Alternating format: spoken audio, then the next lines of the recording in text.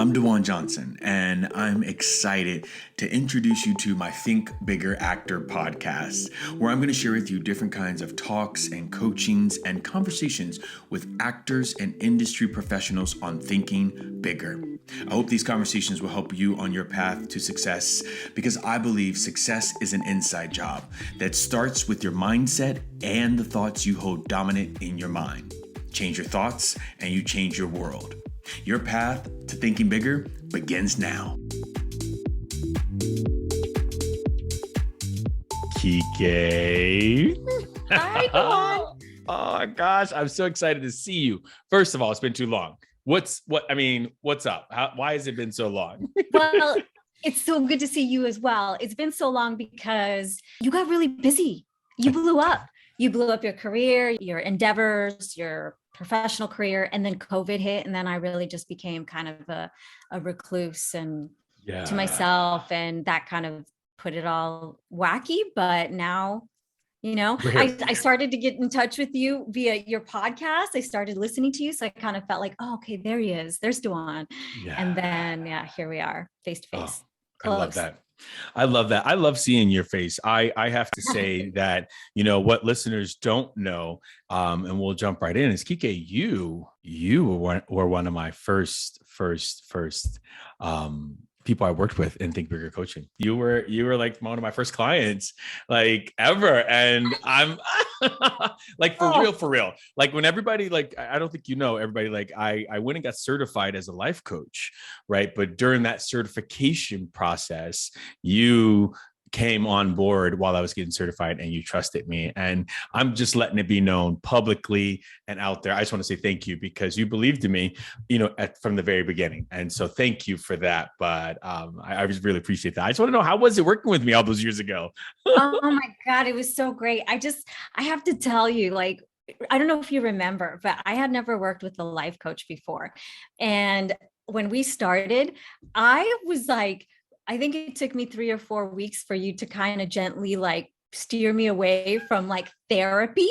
Yeah. I really thought it was therapy. I was giving you all my dirty laundry, and you were just so kind, and you just were gently steering me away from that and got me to understand what really the purpose was of the life coaching, which was fantastic. To this day, I still use some of your catchphrases, some of your words. I still think about things that we talked about, tools that I added to my tool belt. And you really did help shape my acting career, kick it into the gear that, kind of the path that I'm on now. Oh man, really? That's awesome. Yeah, really. I mean, I remember when I was with an agent for way too long, and I wasn't going out to any auditions because I was afraid of leaving that agent and not have anybody, because we all know that it's kind of tough to get a theatrical agent. This was a theatrical one. And you kept telling me, how's that working out for you? Like, I'm not really good. Famous. and always said with love. I want to make sure that, because outside of a session that might seem really kind of like, ouch, DaJuan, but it's really said with love. Okay, well, how's that working out for you? And and the honest answer was, it wasn't working out great, right? And Kikey, I don't want you to feel like you are alone in this. I'm not giving anybody's privacy, but I've worked with several, like many clients, and they're all afraid to leave their theatrical reps, right? Because you finally get one, right? And you've been working so hard, you get one, and then it's like, oh, it's not what I thought it would be. And then they don't want to leave because you don't want to be back in that cycle again. So it happens. It does. And especially when you're a developmental client, when you don't have a lot of work behind you, you have social media, or what do you call it? Media. And then you have short films, you have commercials, independent films, and you really want to do that move to film and television, or especially television lately. And when you have a theatrical agent and they're barely sending you out for whatever reason, whether it's your resume or it's the caliber of the agent or their work ethic, we don't know, but you're not going out, and they're not serving you, but you don't want to leave because of fear. And that's where I was at when you started coaching me, and you were like, how's that working out for you? Every week. And I was like, oh, it's not, I'll leave them. I mean, every week, and you would not let up because you believed in me as your client and as an actor, because we knew each other from Stanker Studios, and you kept on me until finally I'm like, DaJuan, you know what? I'm gonna look. I'm gonna look. Yeah. And another thing that you gave me from that session. Uh-oh, we got a lot coming out here. I don't know what she's gonna say. Now I don't know.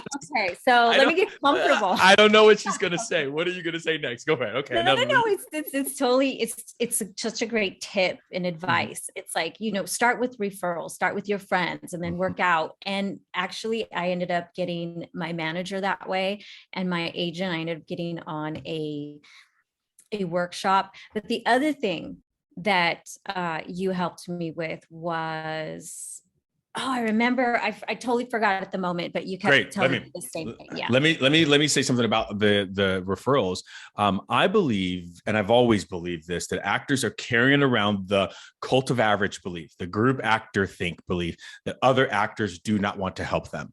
Right. And so we don't ask for referrals. We don't, oh, they're going to say no. I don't want to bother them. I don't want them to think all that stuff. And it's really, really easy. We just ask.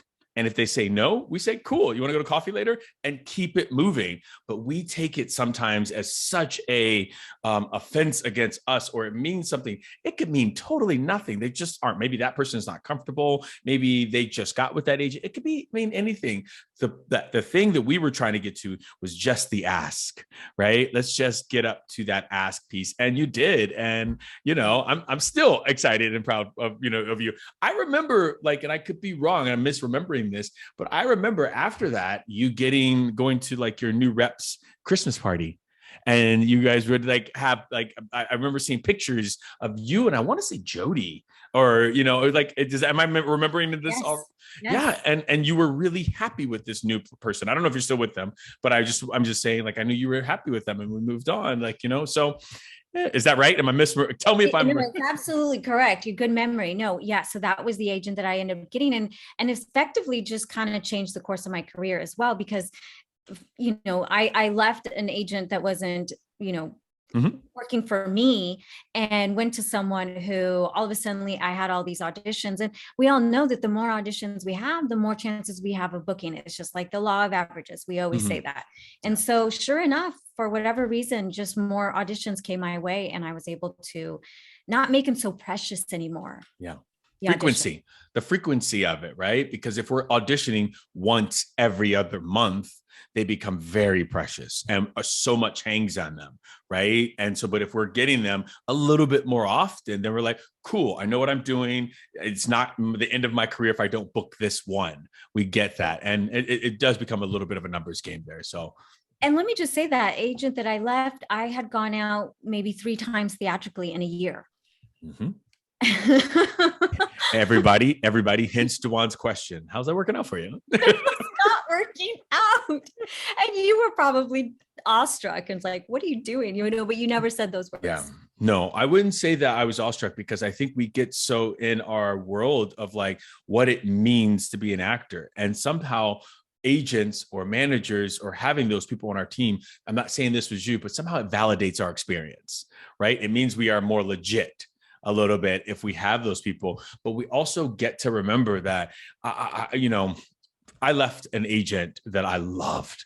Oh, I love these guys. I really, really, really love them. And this, later in my career, I loved them, but I knew that I needed to make this jump to get to this new agent to get more auditions, right? And so it becomes a little bit less precious. We got to make some of these business decisions, and it sucks because you want to go where the personal connection is, but you also know that, hey, I love a good personal connection, but personal connections don't pay for the steaks.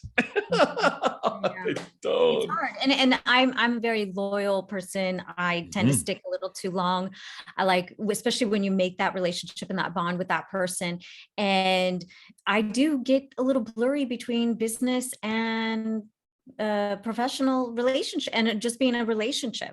Yeah. And I just to segue a little bit, I remember I had a commercial agent, long standing commercial agent. I mean, the longest, loved them. And in the same story as you, I had to make a decision to go with this theatrical agent across the board leaving the one that only got me 3 auditions to the one that basically just changed my career direction. And I had to leave my commercial agent. And it was really difficult because I was so attached to them. And I really had to tell myself, did I move to LA to become a commercial actor or to become a television and film actor? Because that agent wanted me across the board commercially as well. And it was hard, but I called up that agent and I, separated, and it was the best decision. Yeah. It does the best decision. If we can hold on to that, what I didn't say about leaving that manager is I was that agent. I cried.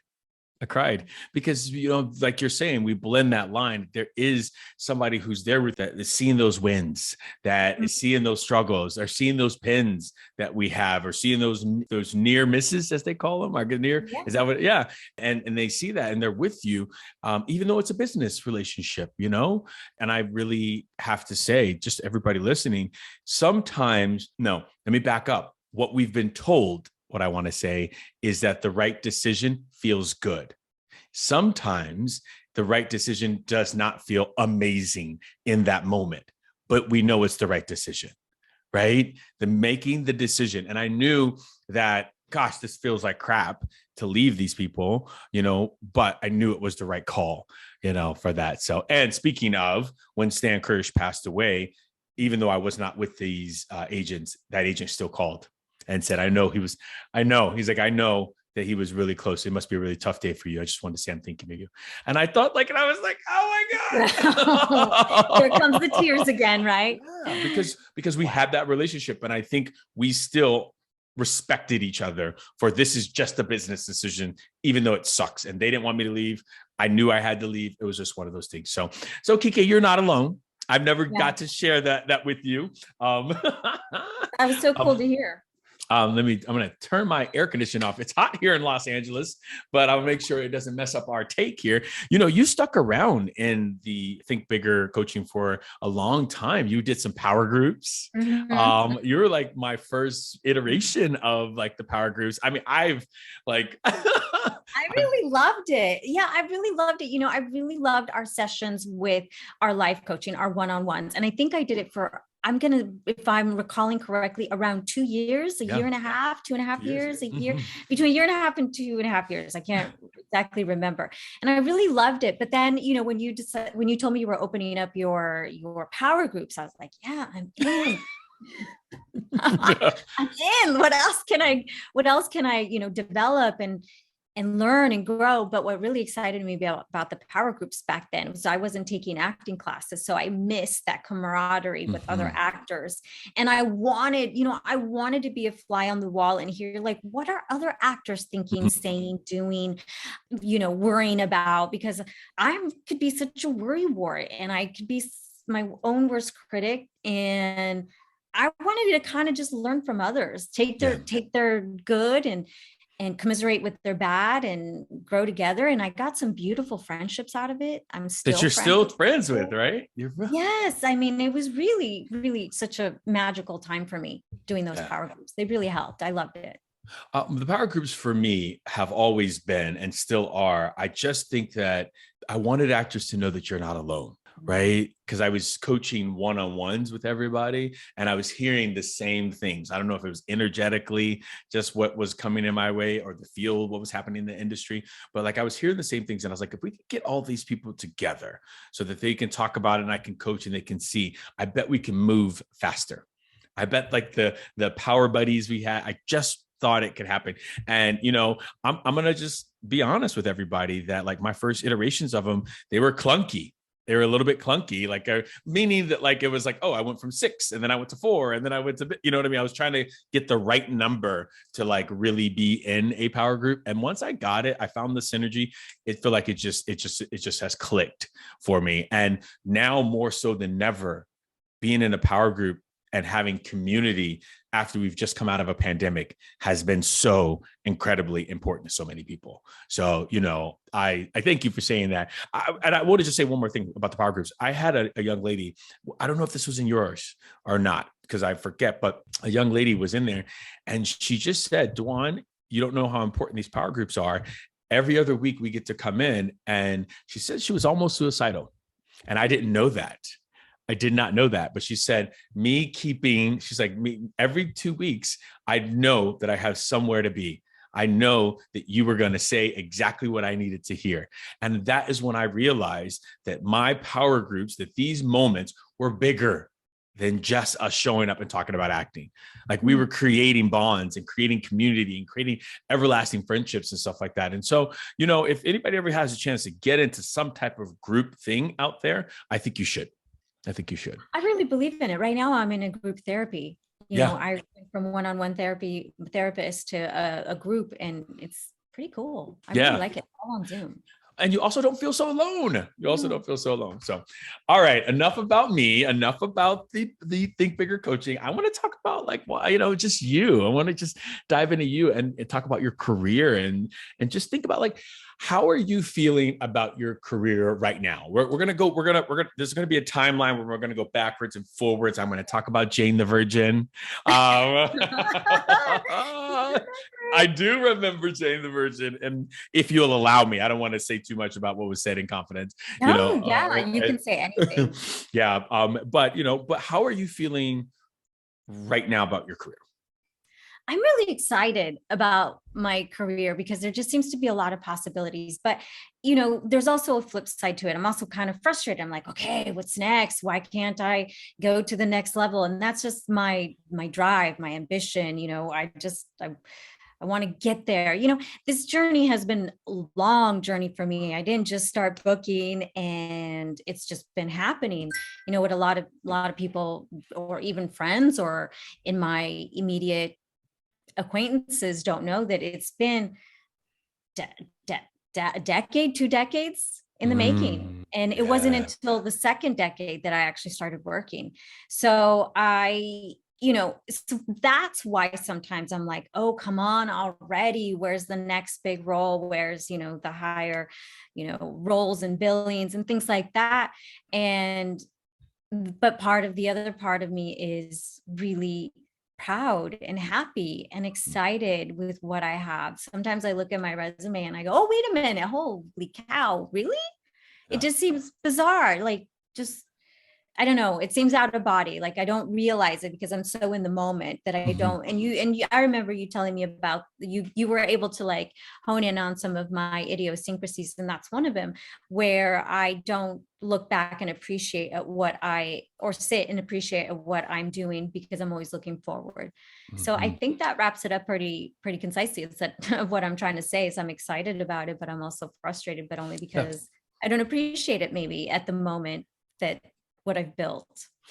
And you have built so much, you know, and I remember you being frustrated. I remember you know, being frustrated before about like, why isn't this clicking? Why isn't this going faster? I mentioned Jane the Virgin, which we'll talk about in 2 seconds, but like, what can we say maybe in a mindset world or maybe a physical world, like what shifted for you where you're not so frustrated and you just started booking? Is that a fair question? Like in there, like it felt like something shifted. Yeah, I do. I think it was several factors that came into play. I mean, like I said, I was not kidding. You played a factor because you helped me get a different agent. You also encouraged me to add a manager to my team. So with those two, so getting more opportunities on that end, going to class. So I specifically wanted to study at Stan Kirsch Studios. I remember I was thinking of going between, you know, School A or Stan Kirsch. And I knew back then that I wanted TV credits. You know, TV was blowing up and I was seeing everyone on, you know, I wanted to be on TV. And I remember looking at the description about the courses. And Stan Kirsch Studios was like, you know, we do like CD session. We focus on all, you know, everything to do with audition technique and TV technique. And I was like, that's where I want to go. So I had the agents. I was taking the classes. I think I was also doing workshops. And like I said, the auditions were becoming less precious. And I think that's really important because, as we all know, sometimes we can go into those auditions with a little bit of a desperation, even though you don't realize it. Mm. That's the reason I became the reason that I feel like I've always been a coach, a life coach, but the reason I made I stopped teaching and went over to life coaching was because of that desperation that I saw when all the actors would get up in front of the class, or when I would be coaching them, they would have that, if I don't book this, my agents are going to drop me, or they would say like, I just haven't booked, it's already offered out. I don't like all of that stuff is what I really wanted to work on. And so, yeah, I totally know the desperation that you're talking about. And I have it, after a while, like, and I've talked about this so much on my podcast, coming off of a show, right? Coming off of a show for 7 seasons, I was ready, but I was also very desperate to get on to another show. Right. Because it's like, you want to keep the momentum going. You don't want, like, we don't want anything to stop, because we know the law of inertia is, if it's still moving, the only thing that can stop it is you or something else. And so I didn't want it to stop, but I had to shift that mindset. What did you do? Oh, look at this.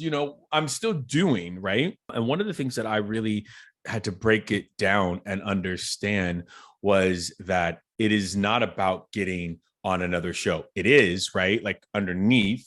But what I need to focus on, instead of going into these auditions, these self-tapes, or going into these virtual auditions, going into it like thinking just about booking or just about getting on another show, I had to really get back to what I love doing.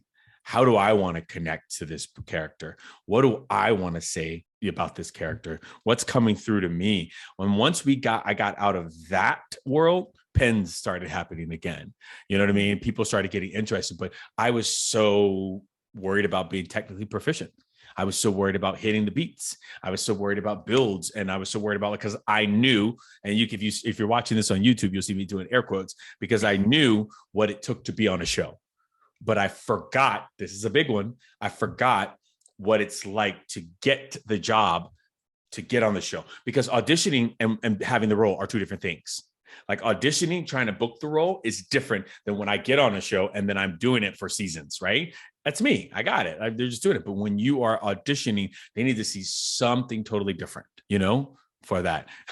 Look at your face. What are you thinking? I can so relate right now to the trying to be technical when you're auditioning, especially on a self-tape. And that is something that I'm going through this minor shift with me as well. It's like, stop being so worried about the technical, the builds, the undercuts, the everything. Live in the moment, be an actor. You can move around, and just live and breathe. And sometimes some of those like sloppy, non-technical takes are the ones that are just gorgeous. So I follow you. I'm following what you're putting down right there. I'm picking it up. Yeah, I used to, and I came up with this thing where I was like, DaJuan, you need to go back to basics to booking. Right? It's like basics. Go back to basics so you can get back to booking, because what you're doing is you're just, listen, I loved being on Bosch. I absolutely loved my time on there. But I think after a while, it becomes a little bit by rote. Like, I know what I'm doing. I'm going to go in, they're going to give me a script. I'm going to do this thing. I'm going to find the killer. I'm going to do the body. And so you're discovering and you're trying to be fresh as possible, but you know what's happening, right? These auditions that we're getting, everybody, it's our chance to really dive deep into these new worlds and these new people, these new characters. And, I just had lost a little bit of that. So when we're saying like what the shift that happens and is still continuing to happen for me, and I hope it's happening for other actors out there, is getting back to the material. Now, that's all under the guise of I'm still painting inside of their box. Like, I understand, right. Like, I understand that if it's, Sorkin, then I'm going to do Sorkin, right. Or so forth. But so I get it. I get it a little bit better now, but we'll see. I'll tell you more how it's going. Sounds good. Yeah, me too. So your journey, like, I want to talk about, like I mentioned, I teased Jane the Virgin a couple of times. And the only reason I'm teasing that is because, again, in my memory, if I'm refreshing it, I remember us talking about it, you going in a couple of times for it, right? Yes. And you not thinking that you were doing well because they called you in and you're like, well, I'm not booking it. And I remember something to the effect of like, Kikey, they like you. Do you remember this at all? Like, I mean, before, because Maybe I don't remember that part. Okay. Yeah. No, I do. Now I do. Yeah, I do remember. Yeah. Tell me your experience about Jane the Virgin, because you went in a lot for them. I did. Yeah. So I was going in fairly frequently to Jane the Virgin, and I really wanted to book it because I was a fan. I was watching the TV show, and it was a really hot TV show at the moment. And I was going in a couple of times. I mean, several times, and this is in person. Mm-hmm. And one time I got an audition and it was in Spanish. That's right. Spanish. Now, yes, I do speak Spanish. I am Mexican. But it can be a little tricky, especially back then. I wasn't really super confident with my Spanish, and I didn't really audition a lot speaking in Spanish. And so I was thrown. And you're like, you can do this. You got this. You really, really encouraged me. But I will say that before I got this audition, the audition prior to the one I booked, I went in and I failed so hard. You remember that? Yes. I was getting there. I was gonna like just throw it at you and see if you were gonna share that. And I don't remember the details. So if you remember the details of how I felt, it's fine if you share. But I failed so hard. I think I went up on my line. I think, she was working with me. And I just don't think that I was, I don't know, taking the direction. And I walked out of there so defeated and thinking, I suck. This is, I'll never be on the show or anything like that. And then I got the audition for the one in Spanish that leads up to the one that I booked, which was interesting because Alison Silverberg was so nice. She was the casting director, and I learned the Spanish sides. So I forced myself to learn the Spanish, and it was a lot easier than I thought. So and I always think about, DaJuan, you should know, you're like always like in a ghost apparition way, always in my sphere. Good. You're just forever cemented in some of my most in a good way. In a good way, right? Good way. Okay. In a good way. So I know, even today, when I get a really difficult, challenging audition, I always think about that moment, and I'm like, I really didn't think I could do it. I really didn't think I could do it. I didn't want to audition for it. I think you tried to talk me out of telling my agent that I was going to pass. Oh my God, this is like coming back to me. I love that it's coming back to you. My God. Why do you think I brought up Jane the Virgin? I was like, this is a big moment. Wow. I remember being on where in my room I was when we were having this conversation. And I remember just thinking Kikey, I know this feels big, but it isn't, right? And then I remember you getting the next call and I was like, see? Yes. Oh my God. So then I go in and audition for this role. And I just remember this one tidbit that stands out. So it was playing the telenovela version of Jane and her mom. And it outlined, it's so interesting. This detail sticks out to me. In the character description, it says that the woman is wearing a dress and this and that, like a bright colored dress. And for whatever reason, I wore black pleather pants, a black sleeveless pleather top that kind of showed a little bit of boobies. And I went in that, and I'm like thinking back, I'm like, whoa, that was such a weird choice, but I thought I felt hot in that. So that's all that mattered. And I remember thinking, okay, so this casting director hates me. She'll never call me in because how much I screwed up the other time. And now I'm in there, and bless her heart, I hope she doesn't mind if she hears this. We were in the room together, and for whatever reason, she kept going on her lines. She, just was like having a moment, a really genuine moment with me. And it really let me have a moment of relief. Like, oh my God, she's human. I was human. I'm totally giving her grace and saying, it's okay. Don't worry. No, I'm fine. And I'm thinking that's probably what she was thinking with me, but I was beating myself up. Yeah. Look at the universe. Right? That's a moment that we get to stop and have chills with, because we forget, because we're so passionate, because we want this so bad, that the other person on the side of that camera is human. Yeah. And we had a laugh over it and everything. And we went on with the audition, and I nailed it because I made sure, because that's just how I am. I'm like, drill it, nail it, do it, especially with my last experience. I'm like, you are not going to mess up. You are not messing up. So sure enough, once we got it rolling, you know, I didn't. She gave me a redirect and I did it. And I walked out of there and I just was like, yes. Like, I just felt like I had the do-over, vindicated. I'm like, I don't care what happens. I feel so much better about this casting office and myself. And I ended up booking. So that was so cool. My mom and I, memory lane. I just took you. Wow. I just remembering my mom and I just like jumped up and down, like, you know, so exciting. And it was right before or right after my birthday. So again, the universe being wonderful. It was a great time on set. It was fun. Yeah. And I love that. You know, one of the things that I always try to work with my actors on, and as I say, instead of going in there and trying to vindicate yourself, just walk out of that room that first time and just be like, well, I'm glad I got the bad one out of the way. I'm glad I got the experience. And now it's only up from here, right? But what we do is we keep repeating that mistake over and over again as a way to flog us, right? Not you now, that's gone. But we're like, no, we're just going to keep saying this same thing over again. We're bad. We're not good. I shouldn't do this. And it's not productive. It's not productive for our psyche. No, that was so me too, back in the day. So me. I love it. I love to hear you're not there though. I know.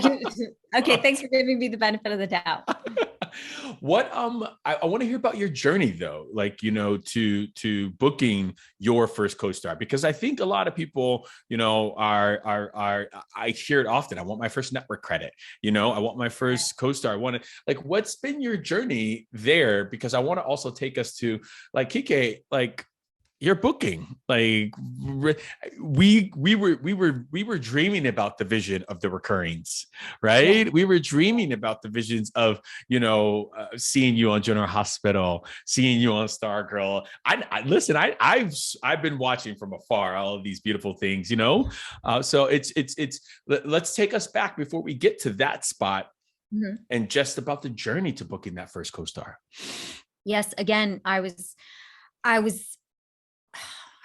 developmental. I keep saying that. I don't know if that's the word anymore, but, you know, I didn't have any TV credits. I had, like I mentioned, shorts, indies, streaming media. I'm forgetting that name.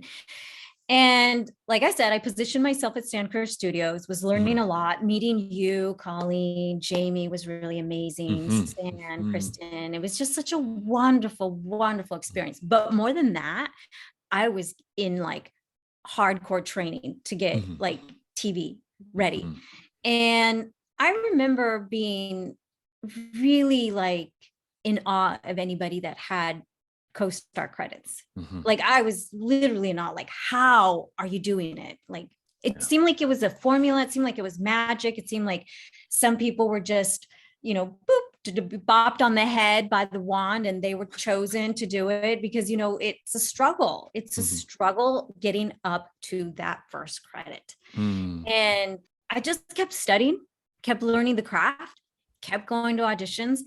But I will say that my first, like, I guess I call it like, my first TV credit. Well, I had a credit before then, but my scene got cut and I never made the show. So it was one of those things that's like, oh man, I mean, everything has happened. Like, I feel like everything's happened. So my first TV credit was on Bosch. Oh, did it get cut? No. Oh, okay. Another one before that. So that's why I kind of say that Bosch was my first TV credit, because you were so great on that. Weren't you the medical examiner, not the medical examiner, the forensics yes. sciences. Yeah, forensic science. It was so cool. So I think I coached on that. And this is the power of training, which I advocate so much for anybody. You know, I learned how to hold a cell phone as if it's a gun. And that's a technique that I learned at Stargirl Studios with my teacher. And I went in and I had to hold a gun and I used the prop. And the interesting thing is the casting director just kept saying, do less. I think I did it 3 times. And she's like, okay, great. So we did the first take, do less. I was like, all right. And then take another take and then do less. And I was thinking, okay, I'm going on my 3rd take to do less. Like, whoa, what am I I'm literally going to do nothing. This is scary. It was like frightening. And I did what I thought was my version of less of the less. And I walked out of there and I was like, whoa, that was interesting. But I felt really prepared because I knew how to hold the gun. I knew the eye lines and I knew what it meant to do less. And so that was my first credit. And I was really excited because you and I were coaching at that time. Yeah. We were on the show. We didn't get to see each other. We weren't in the same scenes or anything like that. But the people were just really lovely. And I remember specifically, it was on Halloween. I shot on Halloween. So most everyone was dressed in costumes. And that was really cute. Do you remember what season it was? It probably has to be 2 or 3, right? Two. I believe it's 2. Yeah. 2. Yeah. That was not my big season for that. So, I got upped in 3. And so I was there in 1, of course, in pilot and everything. Then I got up to there. So it was I didn't know that was your first credit. I did not know that was your. Yeah, pretty much officially my first credit. Yeah. And then after that, I think it's just kind of a combination of just keep auditioning, going in the room, right? It becomes less scary. I mean, literally, I would shake right before going into an audition room. And sometimes my legs would shake in front of a casting director. And I knew that I was like shooting myself in the foot. This is not how you're going to win a role, And so I really had to fake it till I make it of my confidence. I'm like, I'm not nervous, And the more I went into the rooms and the more that I was coaching for these auditions and prepared, I think that was just the combination that really seemed to work for me. Yeah. So more preparation. So it's like now the opportunity is here and you've been preparing. We understand what this is about. You've been on set. So it's not so like, what is it about? I get it. I understand what I'm doing. That was the shift that was like, okay, I'm going into these rooms and I know what I'm doing. Is that what we're about saying? Yeah, I believe so. Yeah, I think it's the confidence of understanding what's expected out of me in that audition room. I did forget one thing. I learned something of booking the room. So that was kind of a big thing as well. It's like, go in there and do an amazing job in the audition and the rest is out of your hands. And I think that was a little minor mind shift for me that I'm like, oh, it was like mind blowing. I'm like, oh, don't really go in there with like the intention to win. That sounds wrong, but to win the role, but you want to do your best work and leave it at that. And the rest will come if you book. Right. And so that's kind of what shifted as well. I want to add there that I don't think it sounds bad to say that we want the role, right? Like it's okay. I think we've gotten away from, we're not allowed to say that I want the role. I think we all want it, but we have to pause that for a second, right? We have to pause that for a second when we get into that audition space and just think the character's thoughts and just lock into, what am I doing? What's my intention? What do I want? Get into that space, win the room, do a great job, go outside and think, now we can start again. That, oh gosh, I really want this part again. Right? Yeah, I know. Yeah. And this is important because when we're testing, when we get to the level when you're testing and right before you go in, you sign a deal that's like, okay, $25,000 an episode, $30,000 an episode. We have to learn to pause for a second. I'm going to come right back to that thought of me in Saint-Tropez. And then I'm going to do this and then I'll come back out. But the moment we get wrapped up into the dollar signs, the moment we get wrapped up into like, I got to pay these bills and all that stuff like that, we're not in the character unless you can use it for the character, right? Unless you can start to use that goodness.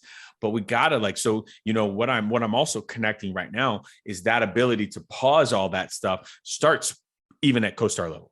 Right. And I don't want to say it's a level, but just co-star, or different. And it carries on for everything else we're doing, Yeah. I agree 100%. But one of my greatest compliments is one of the greatest things that I love, even, still to this day, is booking the room. And to me, what that means is when the casting office keeps calling you back, like maybe you didn't book that role, or maybe you did, but that they keep calling you back, I love that. Oh, we're going to talk about that with self-tapes, because that's, people, forget to love that moment, I think, anything else that you can hear, like, that you can think of, when listeners are listening to this. I know a lot of listeners are thinking about that co-star or thinking about this first network credit.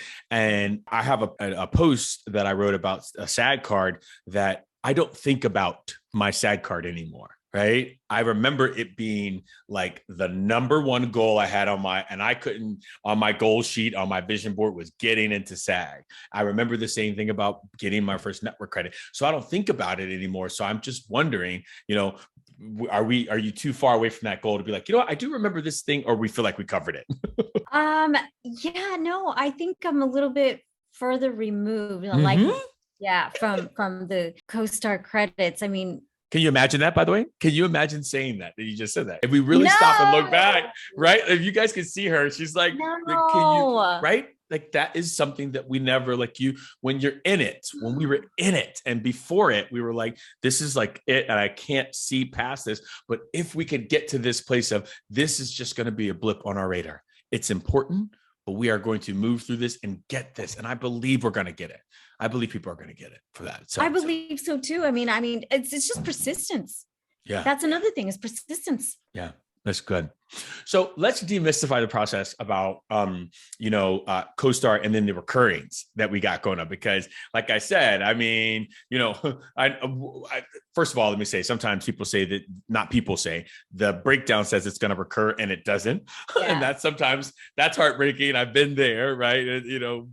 But so I don't want to name any of the names of anything that you booked and you're like, oh, that's not recurring anymore. It didn't recur or something like that. So you have to let me know. Right. But I do remember, like I said, Stargirl.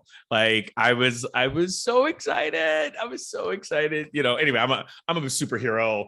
I love superheroes too. I know you and I love our superhero genre. So yes, I was excited too. I remember it was a Southeast audition. So, I have reps in the Southeast, and that we got in power group. By the way, you don't remember this? That we got in power groups, and I remember you going out. You're not going, but like we were out there, we were seeking, and you're like, "Am I going to do this? Who am I?" I remember this part. Yes, that's right. Yeah, because we had someone in our power group that was in Atlanta, and it was just all coming together. See, that's what I mean. I loved it. Was mad. That's why I said it was magic. The power groups are magic for me. Yeah. So it was a Southeast audition. I had been auditioning for the Southeast quite a bit and on tapes, and it came through, and I was really excited because it was a superhero show at the time, and it's impossible recurring. And at the time it was for the DC network. It was a streaming channel. It had no network attached to it. And I didn't care. I was like, yes, superhero, recurring, Atlanta.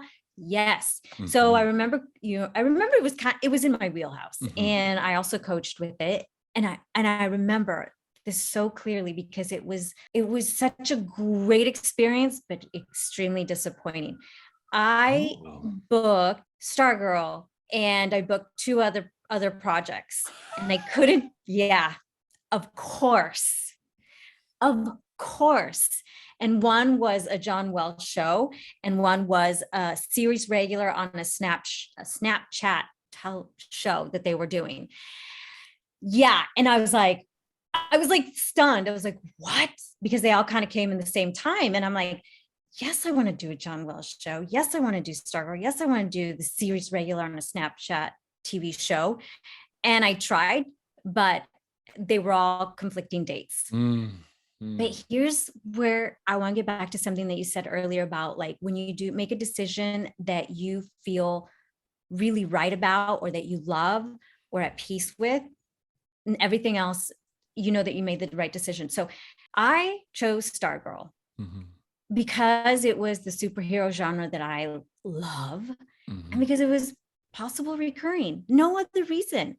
The other John Welsh show would have been like awesome, and it's got more cachet, people know the show. And then the other one, I could have said, hey, I made it to series regular on a streaming service program. But I didn't, even though those two things, I really wanted those other two programs, this was where my love was. Like, I didn't care. I was like, I'm gonna go with this one. And lo and behold, it turned into a network, got attached to it, the CW, even from the first season. Yeah. And I only recurred once the first season. We were going to recur 2 other times and we got pinned and unpinned, which is one of my most painful experiences that we can talk about later about the unpinning. Read those unpins. Yeah. But you know, and then I wasn't sure whether I'd come back for season 2, if they were going to go with season 2, and season 2 came around and I went back one more time and I was like hoping I'd go back again. I didn't. And then season 3, I'm coming back a few more times. Yeah, it's so great. I'm just so like, I mean, and I'm not trying to down anybody else, but I haven't heard of the Snapchat thing. Okay. So, I mean, what are they doing now? You know what I know. Everybody who's listening to this, then you're on the Snapchat show. I still love you. I'm just saying that, you know, it sounds like you are happy with that. So happy. And look, I didn't know that it was going to be attached to a CW show, but I did something out of love that felt right for me and not what I thought I should do. And that was a big lesson to me because it turned into be one of my biggest blessings. And it turned into something that I ultimately always wanted, was to be on a network TV show recurring. But I will say that was a possible recurring that turned into recurring. But I will say that there's been 3 other shows that I've been a co-star on that have had, one of them was Mayans MC, was only supposed to be a one-time co-star, and they brought me back another season. And so I ended up recurring there. I think it's okay if I say this, but Never Have I Ever was wanting to bring me back, and you know, it didn't work out. So that I could have possibly recurred for a co-star that was never supposed to recur. And then just recently, Plainville, right? What's that? Plainville, the Hulu show? No. Actually, I had another instance actually just recently where it was a show that I would have never, ever in my wildest dreams thought that I would recur, but they reached out and said, "Hey, we're planning on bringing her back." But just as quickly as that happened, it kaboshed. Yeah. And those are the peaks and valleys. Like literally within 24 hours, I was like, yes, like yesing and feeling so high. And then 24 hours later, it was like, no, it's not going to happen. And I was like, yeah, you know, and I think the one thing to remember is that, like, again, our careers are so precious to us, right? We love it. This is our life. We're so passionate about it. And we can miss the silver lining there because the silver lining doesn't feed us, right? But the thing is, Kikey, again, your name is on the lips of people that matter. You're in the rooms. Your name is being swirled around with creators, with writers, with producers. And that's stuff that we dreamt about when we were starting to work together. Right. And so I want to make sure that I point that out to you just in case. Just in case you don't see that. Like, that is this is where we want it to be. This is where we want it. Yes, we want to be a couple steps further. Yes, we want to be on X, Y, and Z. But also, Kikey, your name is in the mouth of people that matter, right? And whether they, for timing, for editing, or for whatever purposes that didn't go through, that's not our deal. The yes there is, okay, cool. I see you, universe. You showing out. Remember to bring that energy also to it. You can feel like, I'm not saying you, I mean, you get to feel like also feel that too, but also Kikey. Yeah, I know. I was wringing my hands underneath the screen, just being uncomfortably comforted receiving that perspective. Yeah. I don't often look at it through that lens, and it was uncomfortable to hear, but so heartwarming. And realizing that you're right, you know, that's what we want, we would want for ourselves, and what we hope. And I'm having a moment, like, so surreal. Remember, don't jump out of that current. Like, you're in the current. Like, you are literally in the flow of the direction you want to be going. And for some reason or another, you were not, that part didn't roll out because there's a bigger wave coming. And you remember, you're going to come back to the podcast and you're going to be like, DaJuan, that bigger wave was X. I'm just going to throw it there, that bigger wave. Yeah. Go ahead. I did want to just say one more thing about the co-stars. If anyone out there, I know that there's like an actor think, where, you know, if I do too many co-stars, I'm going to be pigeonholed as a co-star. And I just don't think that's true anymore. There's just no, you know, the industry changes year to year, month to month. And maybe that was a truth in the old, you know, back in the day, but I don't think that matters. But what I want to say about that is, like, you just never know what comes out of co-stars. I mean, don't expect them to recur if they're not slated to recur, but you just never know. I never knew about three of them on my resume that could possibly, and it did. Well, you know, I used to have that thought of, I've done enough co-stars and I didn't want to do any more. But here's the thing about that. That was 10 years ago. We're saying our industry is the same. We've been through a pandemic. We've been through self-tapes. Everything has changed. And we've also gone through a transition where I'm sure you will see some of the co-stars people are auditioning for used to be one-day guests. You know what I mean? Yes. Or used to be, you know, a higher billing, and now they're getting less money because of whatever reason that is. And so you are absolutely right. We can't, that's old information, right? And so we get to, I say now, is make a decision on a case-by-case situation, right? When the roles are coming, make a decision. Because what I know now on this end of things is that there are a lot of big people doing a lot of things and not telling you what the billing is, right? So a lot of people who were series regulars or are series regulars might be doing something that's like a one-day guest, and you think they're getting their quote for it, but they're just getting one-day guests. It is just people sliding. It's smoke and mirrors. A lot of smoke and mirrors right now. So, Kikey, I'm gonna ask you two more questions, and I'm gonna let you go, because I know you got auditions and people and a fur baby and self-tapes. How are they for you? Tell me your take on them. You know, I know you used to use the same guy to tape a lot of the stuff that we use, and so I mean, just tell me everything about what's your journey with them. Love them, hate them? I absolutely love self-tapes. Love self-tapes. Don't go anywhere, self-tapes. I was self-taping, like I mentioned earlier in the podcast. I was self-taping before self-tapings in LA were a thing. Mm-hmm. I was self-taping for the Southeast. So I know, you know, I felt I was ahead of the curve. And it's so funny because, and yes, I was using a wonderful self-tape studio, and I was putting out quality work. And I was, you know, I just love being able to direct myself, look at what I'm doing, you know, take my time with it, schedule it when I want to. But I will say that, oh my goodness, I lost my train of thought. Because you started thinking about how amazing your tapes were. You started thinking about how amazing your tapes were. No, you got to love them. And you were ahead of the curve. Like I remember that. Go ahead. Thank you. Thank you for bringing me back. I thought I was ahead of the curve. And then I seriously, going into the pandemic, when LA caught on to self-taping, I'm like, oh, I got this. I know how to self-tape. I've been doing this before. All of you, this is going to be cake. This is going to be great. This is, you know, it's in the bag. Well, long story short, like I didn't book, and everyone else was booking around me who had never done self-tapes. And it's like, wait a minute, what's going on? So I went through that almost the whole pandemic, and where a lot of people were saying, you know, my audition numbers went up during the pandemic, my audition numbers went down, and I wasn't booking. And so I went through that, but that still never deterred me from loving the self-tapes. You know, I love the creative aspect of it. Like I'm set designer, I'm director, I'm, you know, getting a reader, the lighting, even the editing. Like I just love auditioning though. I really love it. And I love to know what I'm doing, because we didn't get that in the room. We got a redirect, but we never saw what we were doing.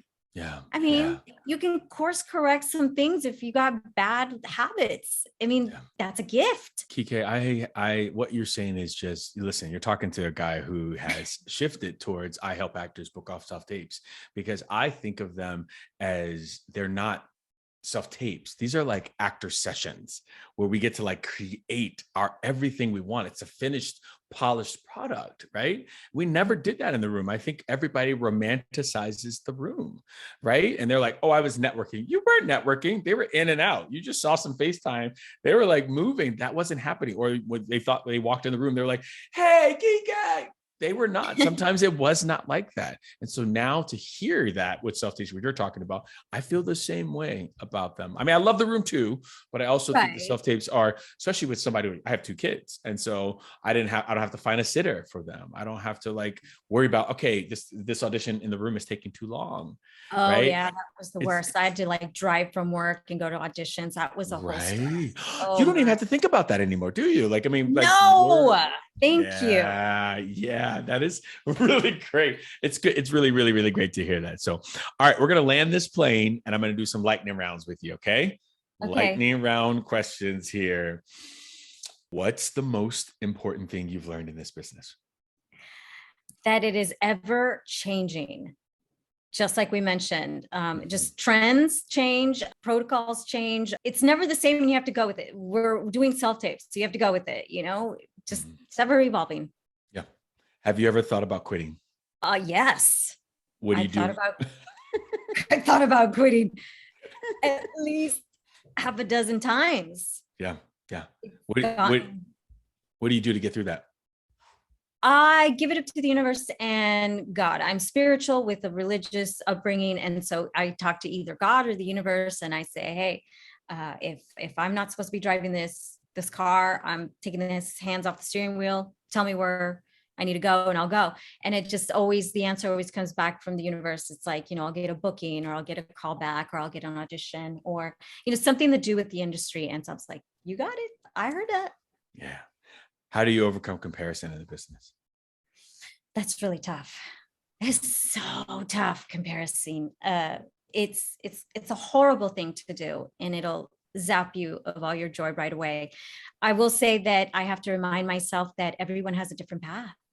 Yeah. Everyone has just a different path than you. And what role is going to be for you is going to be for you no matter what. And I've learned that through thinking that I effed up in the auditions and ended up booking. And it doesn't matter because if the role's for you, it's going to be for you. And so I try to sit with those 2 feelings, even though it can be hard, but that's what I sit with. That's what I think about. What is one thing or one tip that you would say to Kikey 10 years ago? I changed it on you. I just got like this tinge of sadness because it's a marathon, as a lot of us say, and it's a journey and it's going to be filled with a lot of tears and disappointment and heartache. And it's also going to be filled with the highest highs and bucket list crossing off. Oh, I would just say, don't be so hard on yourself. Yeah. Just be gentler and kinder to yourself. It's going to go a lot further than you berating yourself and being awful to yourself to try to reach a level of perfectionism that doesn't even need to exist. Okay, I could sit and talk to you all freaking day because you're just so great, so inspirational. So I love your journey. I'm so excited for you. Thank you so much for coming on the Think Bigger Actors podcast. My pleasure. My absolute pleasure. I can cross that off my bucket list, by the way. Thank you for that. No, it's been a joy. Thank you. And I have missed you and I have seen your success and really happy for you. And I'm happy to be here. And thank you for having me.